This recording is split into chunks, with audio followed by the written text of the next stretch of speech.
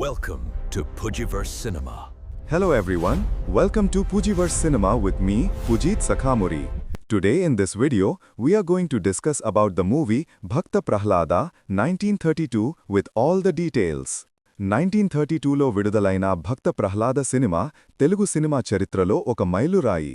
ఇది తెలుగులో వచ్చిన మొట్టమొదటి ఫుల్ లెంత్ సౌండ్ ఫిల్మ్. ఈ మూవీ టైటిల్ భక్త ప్రహ్లాద. ఈ సినిమాను హెచ్ఎం రెడ్డి గారు డైరెక్ట్ చేశారు. ఇంపీరియల్ ఫిల్మ్ కంపెనీ తరపున ఆర్దషీర్ ఇరానీ గారు దీనిని ప్రొడ్యూస్ చేశారు. అయితే కొన్ని చోట్ల కృష్ణ మూవీస్ లేదా భారత్ మూవీ టోన్ అని కూడా ప్రొడక్షన్ కంపెనీ పేరు ప్రస్తావించబడింది. ఈ సినిమాకు హెచ్ఆర్ పద్మనాభ శాస్త్రి గారు మ్యూజిక్ కంపోజ్ చేశారు. ఈ సినిమా రిలీజ్ డేట్ గురించి కొంత కన్ఫ్యూజన్ ఉన్నప్పటికీ 1932 ఫిబ్రవరి 6న బొంబాయిలో ప్రీమియర్ అయ్యిందని, ఆ తరువాత ఏప్రిల్ 2, 1932న మద్రాసులో విడుదలైనట్లు స్పష్టమైంది. ఈ సినిమా కాస్ట్లో మునిపల్లె సుబ్బయ్య గారు హిరణ్యకశ్యపుడి పాత్రలో, సింధూరి కృష్ణరావు గారు ప్రహ్లాదుడి పాత్రలో, సురభి కమలాబాయి గారు లీలావతి పాత్రలో నటించారు. ఎల్వి ప్రసాద్ గారు మోదబ్బాయి పాత్రలో కనిపించగా, దొరస్వామి నాయుడు ఇంద్రుడుగా, చిత్రపు నరసింహరావు బ్రహ్మ మరియు చండామార్కులుగా నటించారు.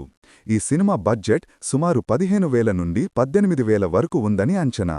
అప్పటికి ఇది మొదటి టాకీ కావడంతో ఇది సుమారు 25,000 గ్రాస్ ప్రాఫిట్ సాధించి ఒక ఇండస్ట్రీ హిట్గా నిలిచింది.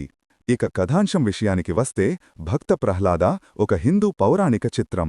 విష్ణు పురాణం నుండి స్వీకరించబడిన ప్రహ్లాదుడు మరియు నరసింహస్వామి కథ ఇది. ఈ కథలో ప్రొటాగనిస్ట్ అయిన ప్రహ్లాదుడు విష్ణువుకు గొప్ప భక్తుడు. అతని తండ్రి యాంటాగనిస్ట్ అయిన హిరణ్యకశ్యపుడు శివుడి నుండి ఒక అద్భుతమైన వరాన్ని పొందుతాడు. ఆ వరం ప్రకారం అతన్ని పగలుగాని రాత్రిగాని ఇంట్లోగాని బయటగాని ఆయుధంతోగాని నిరాయుధుడుగాని మనిషిగాని జంతువుగాని చంపలేరు. ఈ వరం కారణంగా హిరణ్యకశ్యపుడు తాను అజేయుడని భావించి దేవతలను మనుష్యులను హింసిస్తూ తనను మాత్రమే పూజించాలని ఆజ్ఞాపిస్తాడు. అయితే అతని సొంత కొడుకు ప్రహ్లాదుడు శ్రీ మహావిష్ణువుకు వీరాభిమానిగా ఉంటాడు. ప్రహ్లాదుడి భక్తిని చూసి హిరణ్యకశ్యపుడు ఆగ్రహిస్తాడు. తన కొడుకును విష్ణు భక్తి నుండి దూరం చేయడానికి అనేక ప్రయత్నాలు చేస్తాడు. మొదట ప్రహ్లాదుడిని చండామార్కుల గురుకులంలో చేర్పిస్తాడు. కాని ప్రహ్లాదుడు అక్కడా విష్ణు భక్తిని ప్రచారం చేస్తాడు. దీనితో హిరణ్యకశ్యపుడు తన కొడుకును విషమివ్వడం, ఏనుగులచే తొక్కించడం, పర్వతంపైనుండి తోయించడం వంటి అనేక ప్రయత్నాలు చేస్తాడు.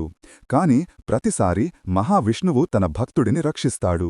ఈ ప్లాట్ పాయింట్స్ అన్నీ సినిమాలో చాలా ఎమోషనల్గా చూపించారు. చివరికి హిరణ్యకశ్యపుడు ప్రహ్లాదుడిని పిలిచి, నీ విష్ణువు ఎక్కడ ఉన్నాడు, ఈ స్తంభంలో కూడా ఉన్నాడా అని అడుగుతాడు. ప్రహ్లాదుడు అవును, ప్రతి అణువులోనూ ఉన్నాడు అని సమాధానమిస్తాడు.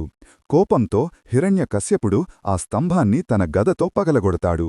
అప్పుడు ఆ స్తంభం నుండి నరసింహస్వామి సగం మనిషి సగం సింహం ప్రత్యక్షమై హిరణ్యకశ్యపుడి సంధ్యా సమయంలో ఇంటి గడపమీద తన తొడలపై పడుకోబెట్టి తన పదునైన గోళ్లతో చీల్చి చంపుతాడు.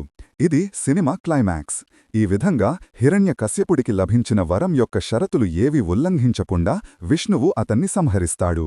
నరసింహస్వామి రూపం, ఆయన ఆవేశం, ప్రహ్లాదుడి భక్తి ఈ సినిమాలో ప్రధాన అంశాలు. ఈ సినిమా ఒక స్టేజ్ ప్లే ఆధారంగా రూపొందించబడింది, అందుకే నాటకంలోని డైలాగులు, పాటలు యథాతథంగా ఉంచబడ్డాయి.